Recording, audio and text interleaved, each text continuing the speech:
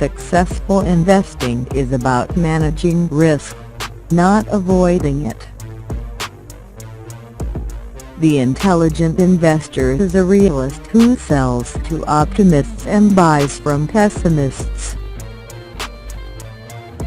The essence of investment management is the management of risks, not the management of returns. In the short run, the market is a voting machine, but in the long run it is a weighing machine. The intelligent investor should recognize that market mechanics can create great prices for good companies and good prices for great companies. Investing isn't about beating others at their game. It's about controlling yourself at your own game. Investing is most intelligent when it is most business-like. The best way to measure your investing success is not by whether you're beating the market but by whether you put in place a financial plan and a behavioral discipline that are likely to get you where you want to go. High valuations entail high risks. Losing some money is an inevitable part of investing, and there's nothing you can do to prevent it. But to be an intelligent investor, you must take responsibility for ensuring that you never lose most or all of your money. A great company is not a great investment if you pay too much for the stock. The investor's chief problem, and even his worst enemy, is likely to be himself.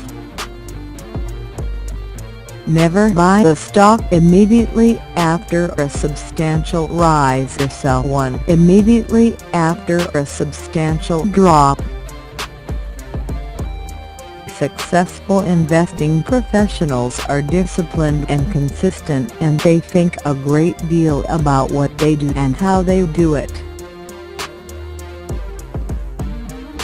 People who invest make money for themselves.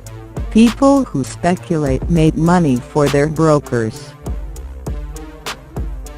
Experience teaches that the time to buy stocks is when their price is unduly depressed by temporary adversity. In other words, they should be bought on a bargain basis or not at all.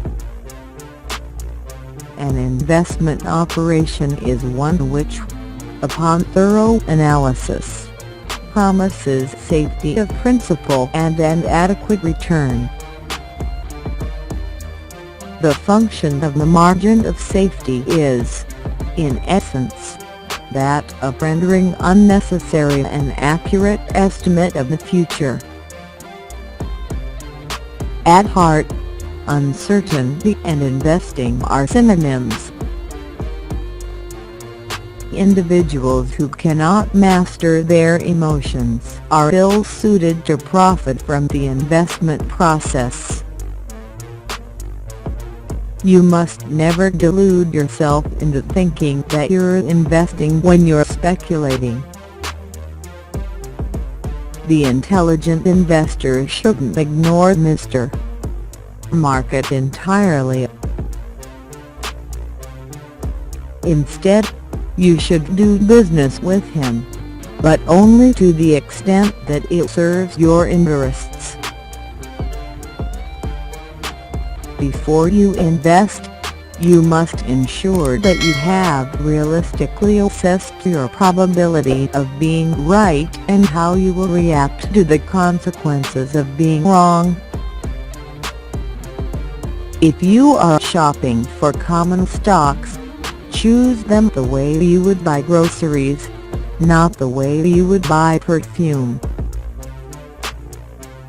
The intelligent investor is likely to need considerable willpower to keep from following the crowd. The sillier the market's behavior, the greater the opportunity for the business-like investor. In the old legend, the wise men finally boiled down the history of mortal affairs into a single phrase: "This too will pass."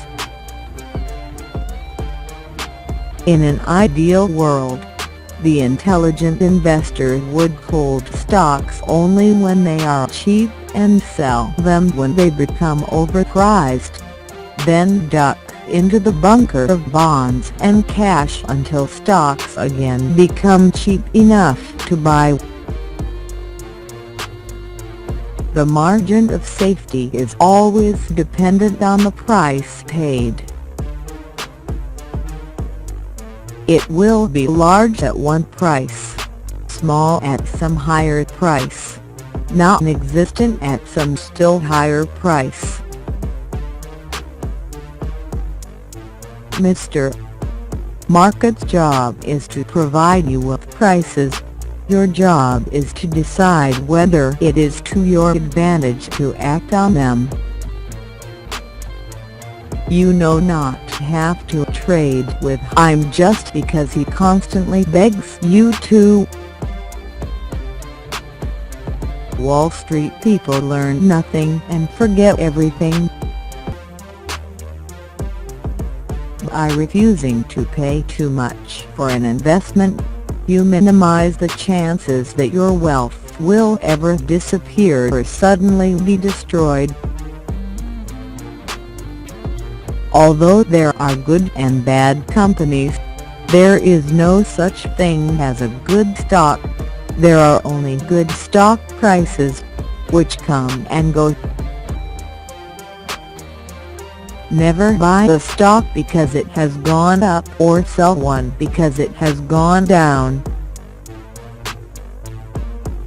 While enthusiasm may be necessary for great accomplishments elsewhere, on Wall Street it almost invariably leads to disaster. The intelligent investor gets interested in big growth stocks not when they are at their most popular, but when something goes wrong. Have the courage of your knowledge and experience.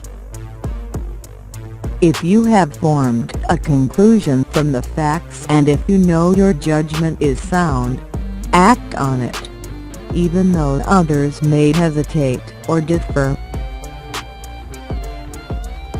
The investor who permits himself to be stampeded or unduly worried by unjustified market declines in his holdings is perversely transforming his basic advantage into a basic disadvantage.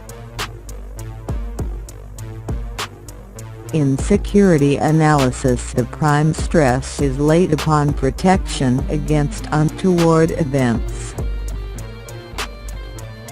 We obtain this protection by insisting upon margins of safety, or values well in excess of the price paid. Never mingle your speculative and investment operations in the same account nor in any part of your thinking.